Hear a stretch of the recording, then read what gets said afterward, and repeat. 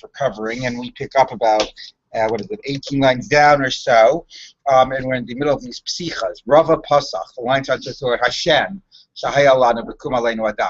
Adam below Melech, Rava Pasach. Now, if anybody has learned Midrash Rabbah, you know that Midrash Rabbah starts often with a psicha, like often starts this way. It quotes a pasuk from elsewhere. Now, Midrash Rabbah is going on pasukim in the Torah, so it often quotes a pasuk from Nach, often a pasuk that you've never heard of before, and manages to find a way to like weave in an obscure pasuk and say that this really relates to the story.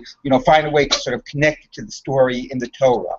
So here you're dealing with a similar type of a mode, a psicha, but this is like Midrashim and Megilah Esther. As we see, what the Gemara has been doing is it basically starts from the beginning of the Megillah by Ibi Me'achashverosh, and it's just sort of like going psukim by psukim, essentially what the Gemara is doing, and it's a very strange phenomenon. It's like with no preamble. It's basically giving us like the Midrash Rabbah on Esther, psukim by psukim, and giving us like Amoraic Midrashim around it, and it's actually relating to the fact that there would be this, mode of psicha, that when you open learning Esther, you quote some pasuk from somewhere else, and then you find a way, to tie it in. So this was like the classic mode of beginning with Midrashim on a Sefer. So number one, it's important to just be aware of that. That's sort of like the genre that we're dealing with. Of course, the other point that I'll make, which I've been saying a lot, is that, and again, I don't claim this is, as I just said, distinctive for Megilah. This is very standard. But what you achieve by a psicha is you sort of create this sense of, of the unification of all of the biblical text, of all of Tanakh. So certainly it works like the later pasuk in the Nevi'im is referring back to this, story in the Torah, like it's all interconnected. Now, it's one thing, of course, to be starting with the Torah and doing the pasuk from Nach. Okay, it's interconnected, but the other text came later, so it's not such a chiddush, whatever, to say later psukim are alluding back, to this story. But nevertheless, it communicates that sense that it's all one big interconnected text. But again, there's a particular power, as I've been saying, by starting from psukim and Esther, which is at the very end of Tanakh, and relating it back to earlier psukim, especially since so many of the psukim are biblical psukim, again, to create that sense of it being a integral part of Tanakh. Even this very later book is already foreshadowed. The ideas of it are already being earlier told in these earlier psukim in the Torah.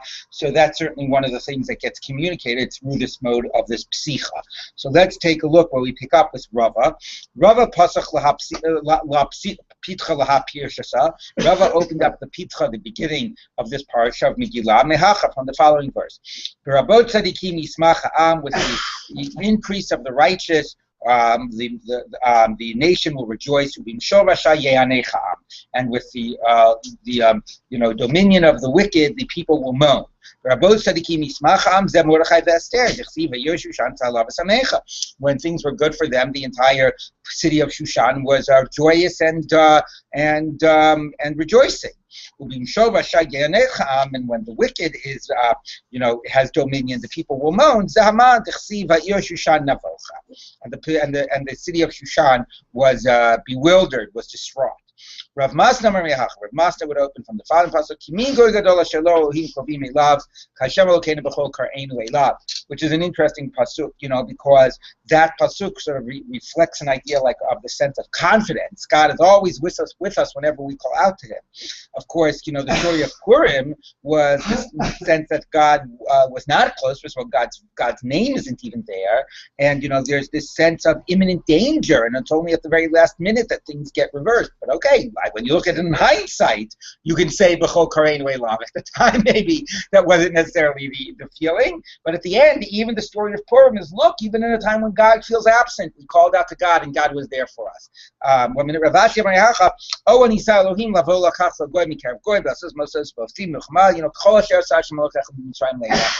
Has God ever done this tremendously? Again, quite fascinating, taking a verse from Yetziat Mitzrayim where it's about Nes Galoi and God's presence is so evident to all, and so showing here too, ultimately, even though here was a period of like Hester Panim, in the end, this is also what happened, the same type of a thing. So even at a time when it seemed like it wasn't going to happen, it happened. One also wonders if there's a hint to the idea of Lavola Kachas Lo Goy Mikarev Goy, because the whole message of Purim was the degree of assimilation, and the people were like, there's the Midrashim about how the people would totally have been lost. It was only because of Hachashverosh and the fact that he was oppressing them, which ultimately led to them to crystallize, their like identity. Otherwise, they would have completely assimilated. So, so there's that sense of Lavola Kachas Lo Goy Mikarev Goy, that they're sort of separated out, and get once again their distinctiveness in that process of the Megillah. Did you want to say something? No. Okay. So, so that is the end of the Psichos. So now now that we end with like how you would introduce it, Psukim you would sort of tie it into from elsewhere in Tanakh. Now we're going. It's really a Midrash Rabbah is what we have here. Now we're going to get to a pasuk by pasuk analysis of the Megillah, and it was in the time of Achashverosh. So Amar Rav, Vai Vehi. So Va Yehi, Va is woe and moaning. B'mei Achashverosh, in the time of Achashverosh. Hadar Dichsiv, and this is what's meant by the verse. So this is the fulfillment of the verse. You'll be sold to your enemies, and nobody will want to purchase you. Now, where does Rav see the fulfillment of that verse? I mean, clearly there's woe and moaning. Right. So hold on. So clearly there's the edict against them, but why specifically that verse? So Rashi says, where's Rashi? Like the right-hand column. People said you can't buy a Jewish slave. So, now I don't know why it's a bad thing or whatever, maybe, but again, if they had no money and they were starving to death and they needed to sell themselves, nobody would buy. But I actually thought that it was referring to a different point. I actually thought that it was the fact that Haman wanted, Michael says correctly, Esther says, what did she say? Had we been sold? So had we been sold, but we hadn't been sold. Why not? Because I ain't konem maybe, but it's certainly evoking that ilu lavadim lishvachot nimkarnu and bismakatem sham lavadim lishvachot. I also thought that it was alluding to the verse of what do you call it? That Haman wants to give the money, and Achashverosh says, "Akesef nasun loch." I don't want to take the money. So here it is. He wants to buy them, not lavadim lishvachos, but to kill them, and he refuses to even take the money. So anyway, certainly there are some echoes of this in the Megillah. Shmuel Amar, lo mi'astim v'lo gialtim l'chalosam, lo ma'astim b'mei yivanim. So actually, as opposed to starting with the vayihi, the woe and moaning, he starts with a more positive sense about like even at this terrible time, it's not it's not the end. God never gives up on us. Lo me'astim b'mei yivanim. I did not despise them at the time of the Greeks, time of the story of Hanukkah. It looked like they were being abandoned, but in the end, there was the victory. Lo galtim b'mei Nebuchadnezzar. At the time of Nebuchadnezzar, it looked like the base of Egypt was destroyed, but in the end, they were not forgotten. L'chalosam. To destroy them, b'mei Haman. It looked like they would be completely wiped out in the time of Haman, but that didn't happen either. La'afir briti itam b'mei Parsiim. To abandon my covenant with them in the time of the Persians does not exactly clear exactly what specific event that is referring to. Ki ani Hashem Eloheihem, I am Hashem their God. B'mei Gog uMagog. So until then, I haven't abandoned them. I won't let them be totally destroyed, wiped out, the religion destroyed. But ultimately, the revelation of Ani Hashem Eloheihem, that sort of seeing the full expression of being their God, that will come in the Messianic period of time of Gog and Magog. Yes. Steinsaltz says that the reference to the star is actually a censoring that's originally Vespasian. Romaeum? It's actually what originally? Vespasian. Vespasian. Oh, he made Parsim as Vespasian? No, he said it was changed. Right. It's interesting because we're going to see Parsim later, which clearly it also refers to a Roman period. Oh, Nebuchadnezzar was originally Vespasian. Yeah. That's interesting. Uh-huh. He says it's to avoid offending the Romans. Does he say what Pimei Parsim is, though? He says it's Persian. Yeah, but does there anything specifically about what in the Persian period? No. Okay, because later we're going to see a Persian, which I think actually means Roman. I was wondering about the gear, so you'll tell me about it when we get to it.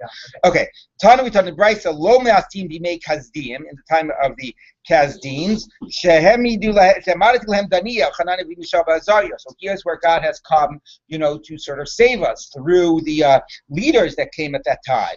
So Daniel, Hanan, and Mishael, Azariah, they came and they did not, they sort of stood up for God and for the religion, and they did not, Hanan and Mishael, Azariah let themselves be thrust into the fire. Below Gialtim, Bimei Yevanim, Shemari Lam Shimon HaTzadik, and not in the time of Greeks, where the lucid Greeks, right, where Shimon HaTzadik, the sort of leader of the time, the Chashmonai, Uvanav, Umatatiyahu, Kohen Gadol, right, and the Chashmonayim and those religious leaders. L'chalotam b'mei Haman, I did not let them be destroyed at the time of Haman. Shemarid lam Mordechai ve'Esther. Okay, clearly. L'afer briti itam, to abandon my covenant with them, b'mei Parsim, in the time of the Persians. Shemarid lam shel beis Rabbi v'chachmei dorot. That I made come rise up for them the house of Rabbi and the sages of the generations. Now the problem is that is not the time of the Persians. So here's where I clearly think the original Girsa must be the Romans. That is exactly. So that's what shines outside. Yeah, thank you. Okay. Ostensibly, this is the brighter morning, but neither time. Yeah, correct. Translated as a brighter. So who's Chashmonai? Okay. So who's the Chashmonai? It's not. What? I guess all of Chashmonayim. I mean, yeah, it's true. Chashmonai ubanav. Yeah, it's a good question. I don't know why it's framed that way. Okay. In the future. In the end, they will be, not only will I not prevent them from being destroyed, but ultimately, they will be truly seen as my nation, that nobody else will ever have dominion over them. They won't be subjugated under other nations. Okay, so beginning the story of Purim, this is a little bit no longer, sounds to me it's a little doubling back. We're no longer on the Vayihi B'mei Achashverosh, darshaning the opening psukim. We're going back to like a pticha and showing about, it's sort of like the V'hisha Amda Alav Hosseinu B'lanu, that, that we've, that there have always been these periods in history when it looked like things were very bleak, and in the end, sort of like what Mordechai says to Esther, in the end, ultimately, God will come to save us. Okay, Rabbi Levi Amar Mehacha. Again, sounding like we're going back, and Rashi even says, by the way, Rashi when it says Shmuel Amar Mehacha, if you look at Rashi at the end of the right-hand column, Pitcha lo me'astim. So we're going back. It's a little funny. We're doubling back because it sounded like, again, we were starting to finally look at the psukim themselves, but now we're again doubling back and talking about introductory psukim that would open up the midrashim on the Megilah. So one was this lo ma'asim v'gologi al team. Rabbi Eliezer says, "V'im lo torishot yoshei haaretz." If you do not drive out the inhabitants of the land, and they will be litninim b'tzidechem. Now, what does that have to do with anything? So Rashi says, "Af elu nenshu al chamos Shaul al Amalek."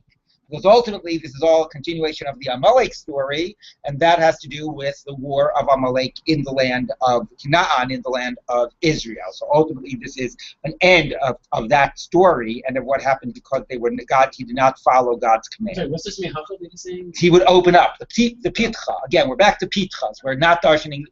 We've abandoned the psukim of the Megillah. I mean, the actual the psukim themselves was talking about how you would open from a different pasuk and tie in Megillah as seen as part of this larger theme. It's a rhetorical device too. It suggests that this was an oral drasha, so people would be sitting and wondering, how's he going to get? Right, that's a good point as well. Meaning, not only, I was talking about how it has the effect of making everything interconnected, and particularly by the Megillah, making the Megillah part of a much larger sort of, anchoring it much more earlier into biblical history and into this whole sort of like, religion, this greater religious historical arc. But what Dov says is also correct. When you open from a bizarre pasuk, your like interest is engaged. Like, what does that have to do with anything? And then you sort of see how it gets tied in. Rabbi Chia Amar, this is in general, like I said, if you open up a Midrash Rabbah at the beginning of a parsha, you're like, Balak. I want to see what the Midrash says on Balak. And you open up at the beginning and you have quote some pasuk in Mishnah you've never heard of, and it takes you like a few paragraphs till you finally get to talking about Balak. But this is how they would do it. They would open up from some other pasuk and then tie it in. That's the example. Yes. particularly the Rav Kahana, they're all homilies on Yom Tovim, and they all have the tichta of the start with the Suvim and go to the Shkoyach, yeah. I ask a question about this historical. Does it seem to you that the enemies of the Jewish people are presented as sort of outside independent actors? And then it says, Kadosh Baruch Hu anoints or appoints or made that Mordechai has. So the intervention seems to be on the side. Right. But wouldn't you think that God history Also on both the negative side? But yeah, it's interesting. We're going to get a little bit, if we get to it today, also the whole idea of, which is also positive, but a non-Jew, right, where God sort of says, Koresh, my anointed one, Koresh, who will rebuild the base, who sort of gives permission. So there is a non-Jew, but he's still called God's anointed one. The issue of, of it all being part of God's plan, but then also the issue of accountability, is a tricky one, right? Because if God, it's the question that all of the Mefarshim asked about the Egyptians. Like, if it's part of the whole thing, how could you punish the Egyptians if they're just fulfilling, God's plan? So, there are different answers to that. I mean, the most the most common one is just because God says it's going to happen, and even if God says the Egyptians are going to do it, doesn't mean that you, this particular Egyptian, you have to stand up and volunteer. So, but somehow it's a way of reconciling the fact of, yes, there could be a divine plan and there could also be free choice, and somehow there's room for you as an individual private citizen Egyptian. Again, I don't know how there's room for Paro, but anyway, to make your personal free choice, and that doesn't have to, that isn't necessarily predictated, preordained because of God's divine plan. So I assume that the reason here that it's avoiding sort of saying God sent them is that even though that's not being denied, ultimately it's all part of God's plan, the more you emphasize that, the more it gets them off the hook for the bad deeds that they've done, or it sort of problematizes that issue. But I think it's definitely a very good point, and it sort of makes it sound like this is just like a random event in history, and then God intervenes by sending the issue up. But that clearly is anyway. I mean, isn't that like the whole biblical message, right? The Egyptians subjugate, and God sends Moshe. This thing happens, and then God sends, right? Balak sends for, talking about Balak, and Balak sends for Bilam, and then God, intervenes. Like, so God's intervention is coming to save the day, not sort of in terms of all the, like... Except in Egypt, God hardened Pharaoh's heart. Right, and in Egypt, and that's why they all raise the question in Egypt. Well, how is God hardening God? Then how are you punishing the Egyptians? But in Megilah, he's right. But I think what David is saying, it's true. Egypt is like the exception, where it shows God being involved in, in the negative, and in the end, that has to be dealt with. But I think the more you make that point explicit, the more you problematize. So why are they deserving of punishment? So I think that's why it's often not made as explicit. I think it's very biblical. It goes the other way too. The entire book of Shoftim is the Israelite sin. Right. God sends the scourge against them in the form of another nation. Right. And then sends a savior. And then that other nation is punished. And right. It's a good point, but I think in those stories, you're not focused on the punishment of the other nations. I understand. But like when you talk about the Egyptians, the Persians, the Babylonians, whatever, you want to get a feeling like they're going to get paid back for all this bad stuff that they've done. Whereas it's a good point, but I think in a way it fits, because in those stories in Shoftim, like, we're not focused on the punishment that these people get. The tshuva of the people, and this was from God, and they got their punishment. Here, it's like these are big nations that loom large, and we want to be told that it's not just God is hitting us, but that they did evil and they're going to be punished. You do get that other side, I think, in Yeshaya and Amos and Hosea and all. Right. In other words, the other nations then get paid back. Right. But I think it's a good point, but again, I think that's not denied, but that the more you make it explicit, then the more it raises the question of why are they deserving of punishment. I'm sorry. Okay, yes. I think it's interesting how our text picks up on the word Yemei HaSherot. Right. And then it talks about Yemei HaYevanim. Oh, I see. Yemei. So it is still darkening the first psukim. It's really talking about hypocrisy. Uh-huh. And I think that makes it feel more that there is this human history that's going on, and God steps in or doesn't step in at certain points in time. So say the Jewish people. It feels different than the other nations being mobilized to do good God's will. Aha. At least to me, it feels that. Okay, I like that point. And the other point, and again, to bring that out, what you're also making, point you're making is that as opposed to just seeing this as a new pticha, in a way, it is getting to darshaning the pasuk of Yemei.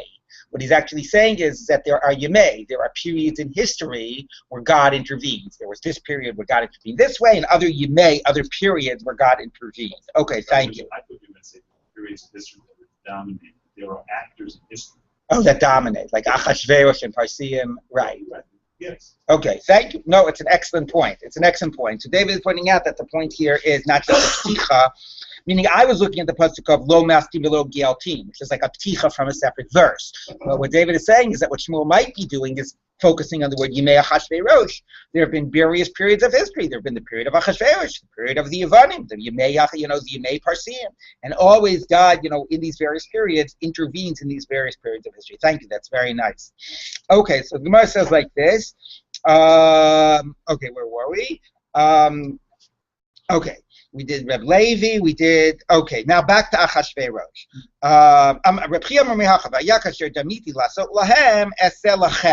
Again, that's a more, more of a downer way of starting. So the first, this again does seem at this stage to be the pticha. So one is this is all because your fault because you didn't get rid of Amalek, and here it's what I wanted to do to them, I will do to you, if you do not get rid of these other nations. So again, re-emphasizing that you brought this upon yourself and it almost led to complete destruction. Okay, so opening the psukim from our responsibility in all of this having happened. Now we actually do leave the ptichas fully behind, and we get to the psukim, to the opening psukim of the Megilah. So we did Vayehi Bimei. Okay, now we're doing Achashverosh. Amarav Achiv Sharosh Ben Gilo Sharosh. So Achashverosh, the brother of a head of a leader, and the Ben Gilo, like of the same character, of the same mazel of the leader. What does that mean? Who's the Rosh? Achiv Sharosh, Achiv Shal Nebuchadnezzar HaRasha. Shanikra Rosh. He's like a colleague. He's just one of the same, cut from the same cloth as Nebuchadnezzar. Shenemar, as it says by Nebuchadnezzar, Antu Reisha Di Dahava Din. Okay, you are the golden head, right? This is when there was this dream and he didn't know what it meant.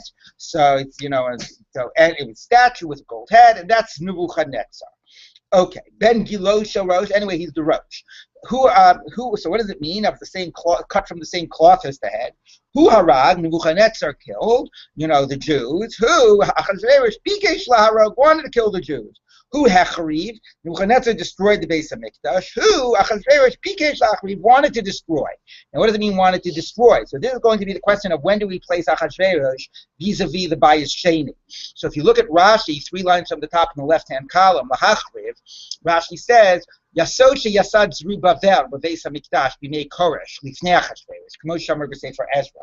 So this has Achashverosh after the beginning of the process of the rebuilding of the Beit Hamikdash. The foundation has already been laid, and included in Achashverosh's edict to wipe out the Jews, presumably would be to destroy the foundation of the Beit Hamikdash. Okay, that's something that we will get back to, but according to this, at least has Achashverosh once the process of the rebuilding has already been begun. Is this word Gilo, like Gilgul, like he's like a future transmigration? I don't know. I don't know.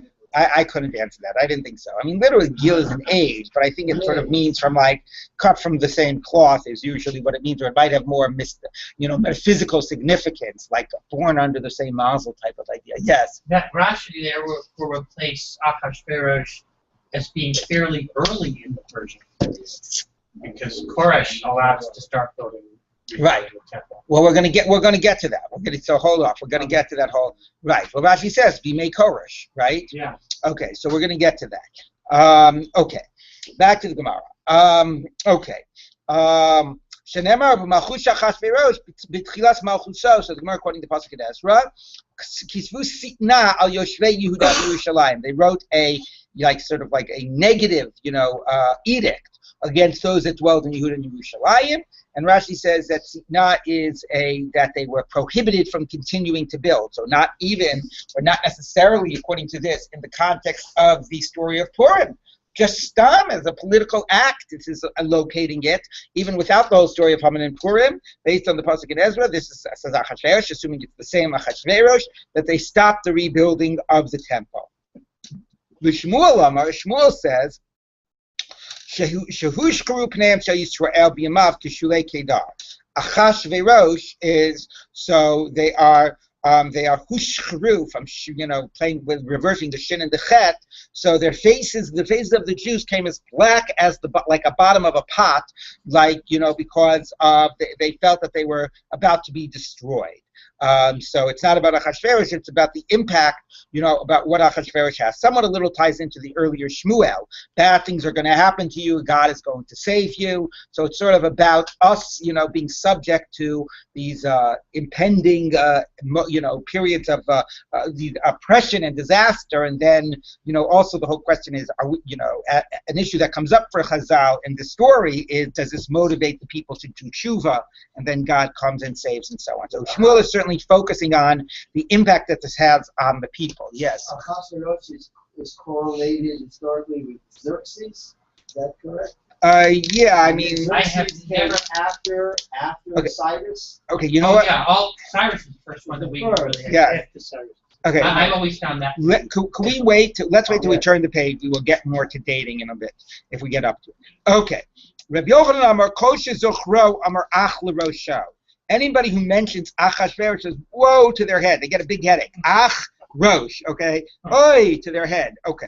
Meaning presumably not just the Jews, but like that he was just he was a bad king, or he was a foolish king, or whatever. Anyway, Rabbi Chanina Amar Shakol Nasu Rashim B'Yamav.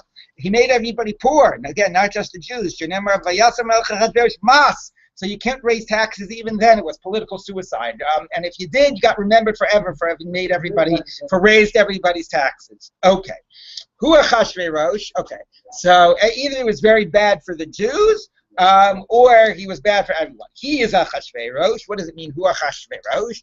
Who the Risho mitchilasav yatzofo. He was unchanging. He was constant. He was wicked from the beginning to the end. Now that we're saying that that's what the who means, we're going to darshan other who's in the Torah. Hu Esav Avi Edom. So pasuk in Breshit. So hu Berisho mitchilasav yatzofo. He was wicked from beginning to end.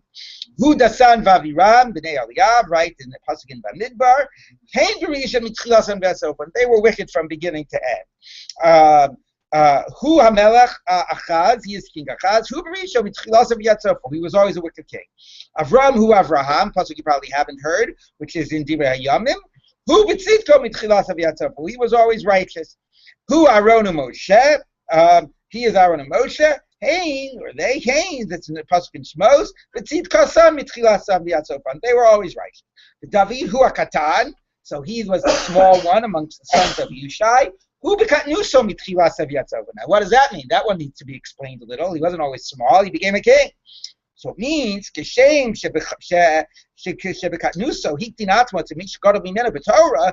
way when he was, just a youth and he wasn't king, he knew how to be, deference and to make himself small, in the presence of one that was greater than him in Torah. Even when he became king, so he showed deference to those that were wiser than he. It's interesting. Sometimes it has David as as a rabbi, right, sitting and in the beginning of brachos, paskening shilas, Mifi Boshes, that Boshes, sort of bested him in Torah. So it could have said he knew how to make himself small in front of others in Torah when he became a king.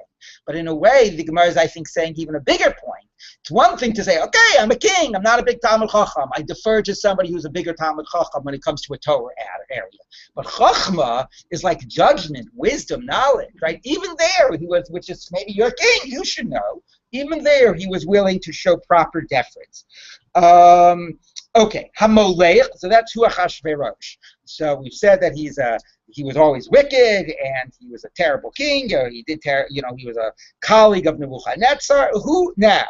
Hamolech mehodu kush. So Hamolech. Where were we? Okay. Amarab shemalach me'atzmo. So it's not that he was, the son of a king, but he was a self-appointed king. He rose from the commoners. Some say that this actually is a positive thing about him, and some say that it's a negative. That it's a good thing. Look, nobody else was fit to be king other than him, so he was taken from amongst the commoners. He was the most fitting to be king. Some say that it's a negative characteristic.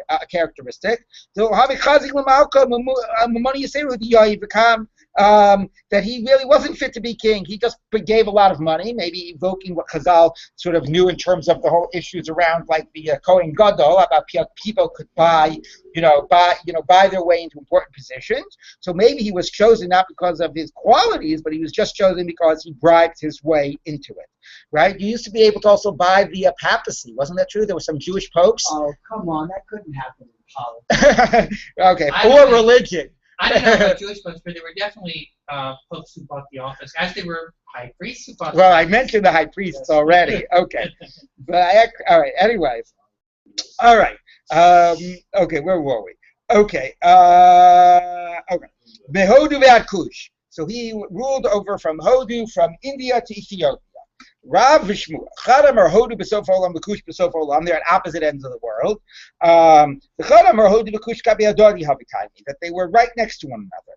So if they're opposite ends of the world, we understand. But what's the point if they're right next to one another? To say Hushain Shamalach al Hodu v'Akush, the same way he ruled over these two countries that were right next to one another. He had control over the entire world, so he ruled over the entire civilized world. So Hodu Kush might not mean from one end to the other; it might mean with that same degree of control. Okay, does not seem to be shot at the pasuk. I once had a Rabbi that told me they're both right, because if they're opposite ends of the world, then they're right next to each other. Right, depends on which direction you're going. Okay, yes. Anyway, yeah. There was a Kush or Kushan, well, in English it's Kushan Empire in. Centered around what is now Afghanistan. Oh. But that was a little later than the Persian period. Interesting. But it would have been around by the time of it. Interesting. Okay. And in fact, the Hindu Kush mountain range in Afghanistan and Pakistan appears to get its name from it. Okay. So they're actually both right. Okay. Very nice. Different Kush. Kush is Ethiopia. Right. Yeah. And Kush was applied to actually more Sudan than Ethiopia, much earlier than the Kush that's in the situation. Okay, but Hayichalef, the pasuk in, where is it? In Yirmiyah? Hayichalef Kushi Oro, Venamer Chabubarotav, right? Will a Kushite change his skin or a leopard his spots? Yeah. So presumably it does mean Ethiopia. Right. Right? So anyway, but that makes sense. Okay, right. Kushan and Central Asia were laid off. Okay, so the pasuk going on. Okay. In a similar way, there's a debate about the following pasuk. Kihu rodeh b'chol ever hanahar mitafsach ve'ad azar. This is by Shlomo.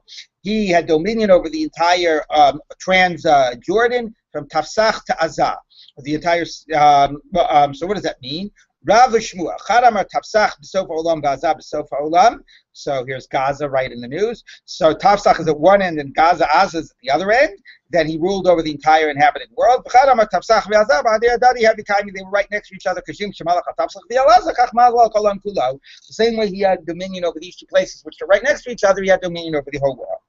Okay. 127. Amar Rav Chizda, B'tchila Malach al Sheva, U'b'sof Malach al Esrim, U'b'sof Malach al Meah, which is a funny drasha because it's the way the Torah normally just counts numbers, right? Like the Yimei Chayei Sarah, right? Sheva Shana V'Esrim Shana, Sheva, right? So anyway, so here, right? So there's a drasha there, but just Rashi, the famous drasha, 70, like 20 for chait and 20 whatever for beauty. Anyway, but that's the way the Torah quotes numbers, which the Gemara will ask. So anyway, he says it started with 7, then he became king over 20, then he became king over 100. Elamiata says, that's how you read it. The life of Amram was 7 and 30 and 100 years. My darsh today. So what drush are you going to get for that?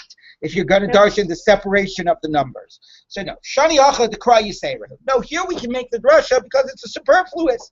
Michti ksiv mi hodi viat kush. It already told us hodi and kush. The Sheva Vesmi Amanina Lamali. Why do you have to tell me 127? I mean, obviously it's the whole inhabited world.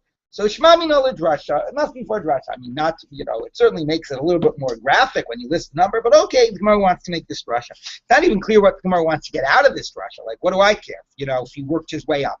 If anything, that reinforces, that's always going to be the question about Achashverosh, right? Melech Tipesh or Melech Chacham, right? Do we make him foolish, or do we think that he was a powerful king? So again, if you make the story that he grew his kingdom from 7 to 20 to 100, it makes him a powerful king. So anyway, other than that, it's not clear what the focus is on that. Okay, Tanu Rabbanan.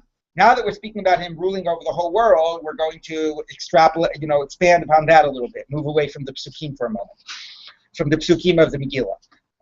Shlosha Malchu B'Kipa, 3 ruled under the dome, meaning 3 had dominion over the entire inhabited world. The Eluhain, these are they. Achav, the Achashverosh, and Nebuchadnezzar. Achav, Achashverosh, and Nebuchadnezzar. So excellent. So Tosfos says, if you look at the little Tosfos stuck in here on the left, the Hadlo Chashiv Alexandra Mokdon, right? How about Alexander the Great, right? Mishum Delo Arihach Elbos Maksim Lahedid. There aren't psukim about Alexander the Great. So he came, unfortunately for him, he came after the biblical period. So he did not get to be included in the list. These are only people that are in the Bible. Okay? So Achav Tichsiv. That's about is emphasizing that this is a literary reflection, yeah, not a historical. It's historical, correct. This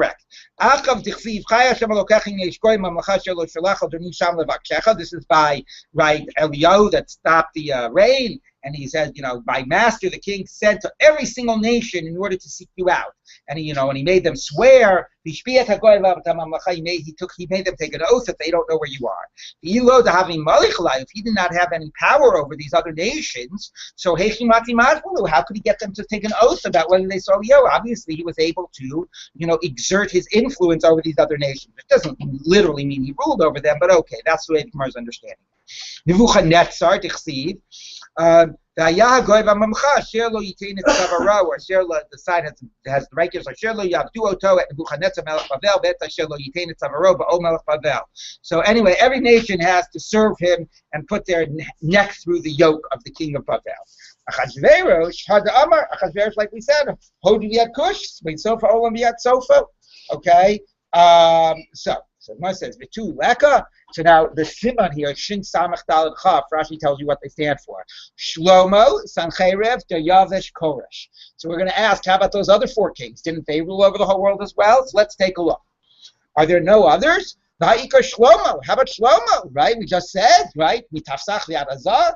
So the Gemara says, of course, when you read Tanakh, you don't get a sense that Shlomo was king over the whole world, but that was the drasha the Gemara had before. He was marrying the daughters of the I understand, exactly. So the Gemara says, no, Lo Salik Malchusei, his kingship did not conclude well, because there's a famous story how he ended, that he actually went a little crazy and he lost his kingship and he was a commoner.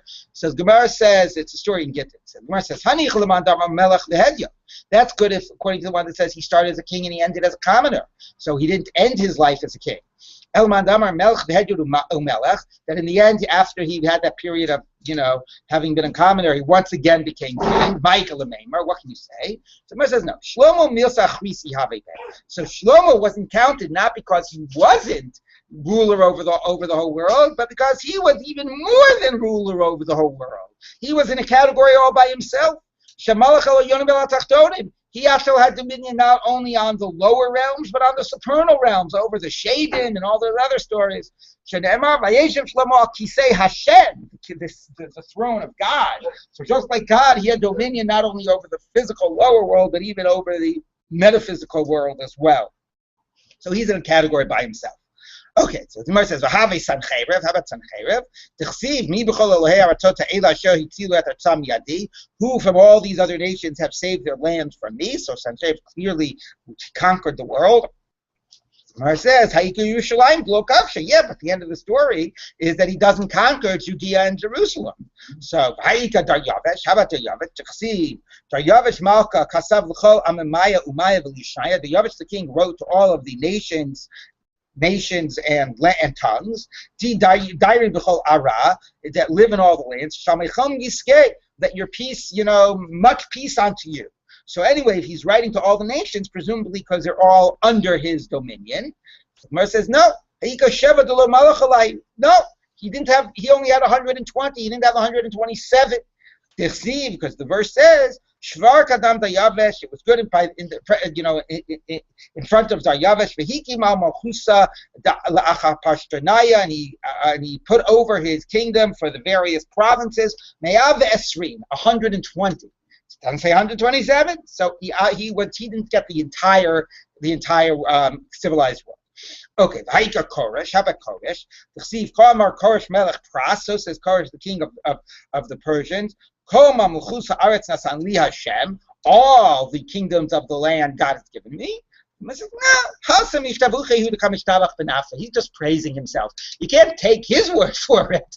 The other stuff, the Psukim were saying, and he was writing to the other nations. Here he's just praising himself. Right? It's true when you look at these like stela that they find, from the ancient world about kings telling about their dominion. Right? They always describe themselves as like kings of the whole world. Right? So yeah, you can't trust somebody's own rhetoric. All right, moving on. Back to the Psukim.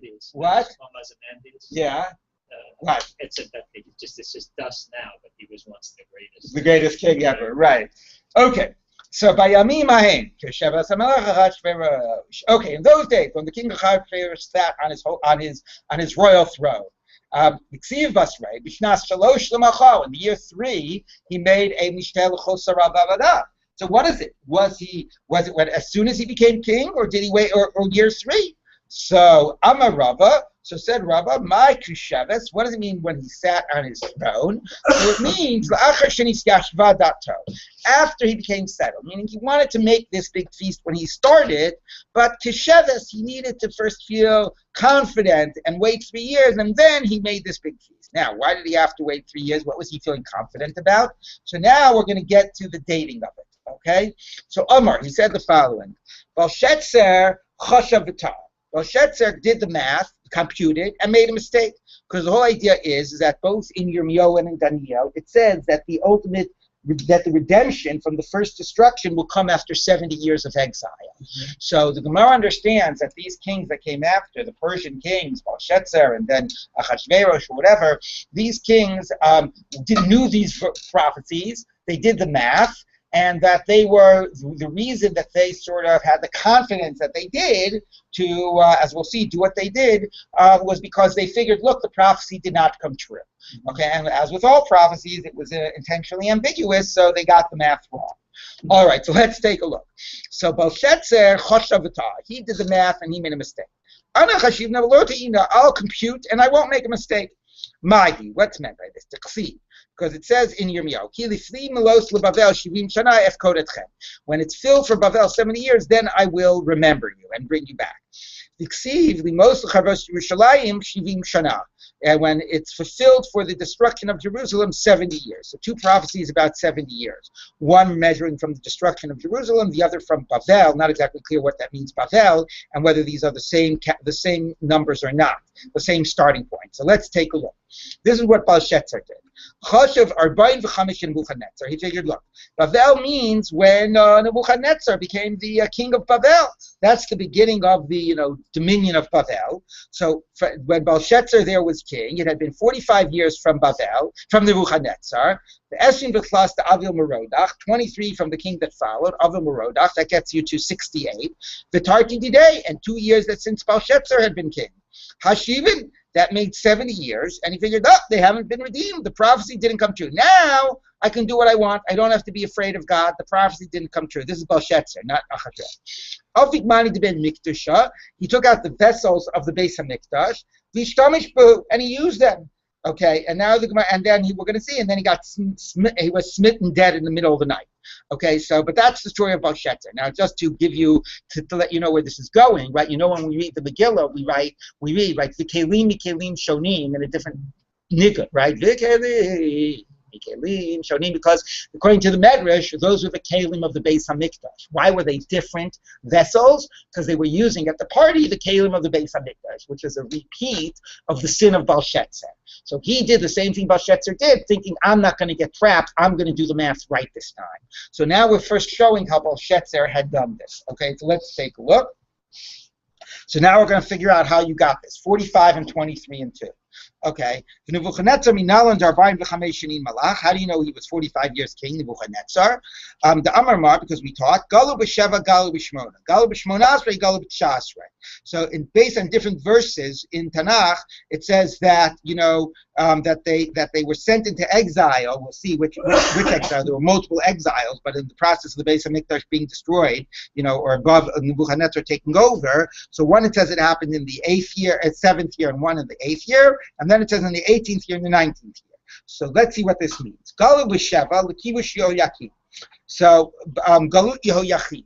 So Yehoyachin, right, which was one of the last kings in Yehuda. So he was brought into exile, and that was in the 7th year from the exile of Yehoyakim. It's a little confusing, Yehoyachin. Anyway, which occurred in the 2nd year of Nebuchadnezzar. So basically what you have here is, here's Nebuchadnezzar. So here's his year 1. In year 2 of Nebuchadnezzar, you had Galut Yehoyakim. Okay, and then in year 8 of Nebuchadnezzar, you have Galut Yehoyachin. Okay, which is, so that's Galut B'Shmona, but it's 7 from the first beginning of the exile. So that's when some people talk about the exile in the 7th year. There's a contradiction in Psukim, and some say this exile happened in the 8th year. It depends whether we're counting from year 1 or from year 2, because year 2 is when the exile began. Okay, so that's 7 and 8. Where were we? Golu b'shmonasrei. Okay. Golu b'shmonasrei l'kivush Yehoyakim galus tzidkiyahu shikshasrei l'nebuchadnezzar. And then here in year 19 is when you had galus tzidkiyahu, right? Which is the real end of the whole period, and that is 19 from year 1 of Nebuchadnezzar, but it's 18 from the beginning of the process. So that's just reconciling the verses of the various stages. There was one exile that occurred in year 8 and one in year 19, but if you have a different counting, it's 7 and 18. And those actually correspond to the secular sources. Oh, yeah? Okay, great. All right, so it says like this. Okay. Where were we? Go to Shehip Shasri Mukhdamarmar, because we talked Shana Mishona Kavash Nimvei. In the first year of his dominion, of his being king, he conquered Nimvei. Shniya Kivish Yehoyakim. In the 2nd year, he conquered Yehoyakim, and that's how come some of these countings start a year later, because it's going from the beginning of the exile. Dixi. ויהי ב37 שנה לגלוס יהויכין מלך יהודה ב12 חודש ב25 לחודש נסע אביהו מרודח מלך בבל בשנת מלכותו. In the 37th year from the goals of Yehoiachin, Avihu Merodach, the king of Babel, he took over after Nebuchadnezzar, Babylonian, as Rosh Yehoiachin Melech Yehuda. So he then finally recognized, raised in status Yehoiachin, who had been taken into captivity, right, which is a long time ago. He'd been 37 years in the dungeon, essentially. And he took him out of the dungeon. So here we go. Year 37, okay, is when Avihu Merodach takes Yehoiachin out of prison, okay? So it's 37 years from the time of his exile, okay? Yehoiachin's been in prison for 37 years, and Avihu Merodach, the next king of Babel, recognizes. That's a Babylonian name. That's a Babylonian name. So that's 37 years from the time that Yehoiachin was in exile, which means how many years is it from the beginning of Nebuchadnezzar? 45, right? Okay, and so that, the Gemara says... And that actually is consistent with when Merodach did reign. Okay, great. Okay, so Tamnaya, so you've got the 8th of Nebuchadnezzar, with closing B'Sheva, and then 37 years from the exile of Yehoiachin. Hare Arbain V'Chamesh. It was 45 years from the time Nebuchadnezzar was king. That's the 45 of Nebuchadnezzar. The Esrim V'Tchlosa to Avihu Merodach. 23 years Avihu Merodach was Marduk, right? That's where we get the name Marduk, right? Avihu Marduk. Like Mordechai. Okay, but anyway, moving on. Plus 23 years Avihu Merodach was king. Gemara, that's a tradition. So that gets you to 68. The Tartidi day, and Avihu Merodach was followed by Belshazzar. So Belshazzar had been king for 2 years. That was 70 years from Nebuchadnezzar. The Tartidi today, Hashivin 70. Amr Hashtav Vazai Tulo Mifraki. It's been 70 years. They haven't been redeemed. Now they're certainly not going to be redeemed. Afik mani the Beis Hamikdash. He took out the vessels of the Beis Hamikdash. This is Balshetzer. V'ishtamish b'hu, and he used them. Behind the Kamer le Daniel. So that's why Daniel says to him, "Amare Shemai Hitramamta. You have elevated yourself over the King of Heaven. L'manaya di Beisaya, and the vessels of his house. He sayu kadamachte. You had brought in front of you. The Ksiv Dei Belayla Katil Balshetzer Malka. And that night Balshetzer was killed. Kazdai, the king of the Chaldeans. So there, that was his end. Okay, so this whole story about what we're going to tell about Achashverosh already happened to Belshazzar. He thought Achashverosh doesn't get executed in the middle of the night, but anyway, the ultimate downfall, and he repeated that mistake. Okay, Viksiv, the Daryavish Mada'ah and Daryavish the Median, Kiba Machusei Kibarshnim Shisin Retarti. He took over from Belshazzar, and he was 62 years old. Okay, and so you had Belshazzar, you had Abba Merdech and Belshazzar. Okay, that was 70 years going to one counting. That's the Babylonians, and then you had the Medians, right? Which is what's his name? Daryavish. Daryavish. What's the difference between Madai and Paras? Daryavish was the Persian Empire. Yeah, right? Paras to Madai, right? So I guess it's Persian, Median, yeah, it's but sort of. There's transition, right? Yeah, exactly. I'm not enough of a historian to tell you exactly Also, that. the book Yes. of Daniel itself, the pshat is he took the kelim and then died at night, or that's the chachamim? No, I think that's pshat. You have to look at the story. Yeah. Okay. So the Gemara says, okay. So where were we?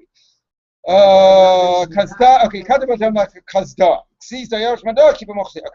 Okay. So this is the Babylonians, Kazdians, Babel, Kazdians, and this is Madai and Paras, starting with Daryavish. Okay.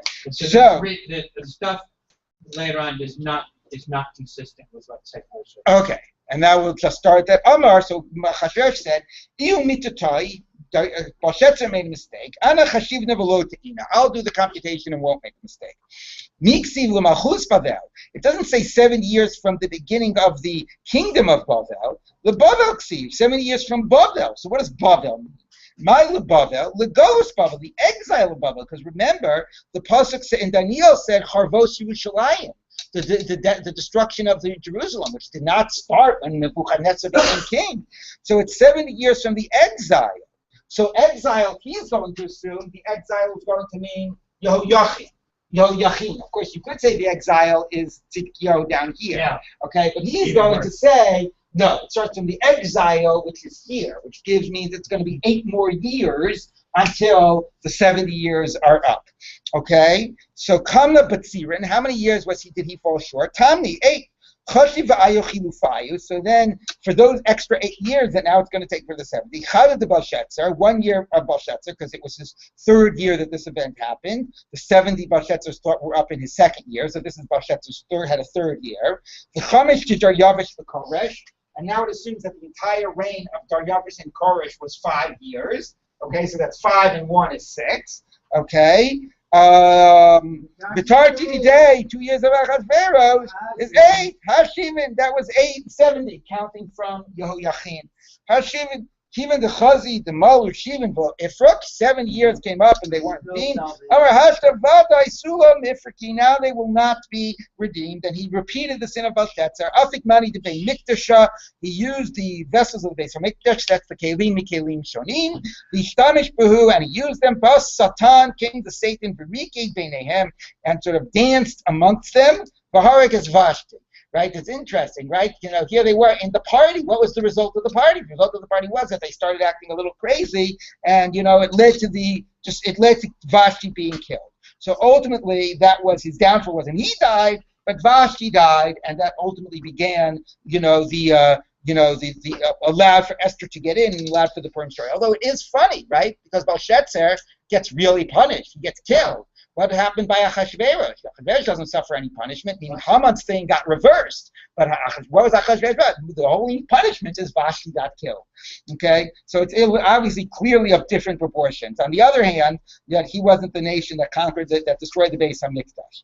Okay? So anyway, we will pick up with this tomorrow and figure out how come the 70 years was not, why his Achashverosh's math was incorrect as well. No, maybe it's like a Greek tragedy. Yeah. You use the pencils and the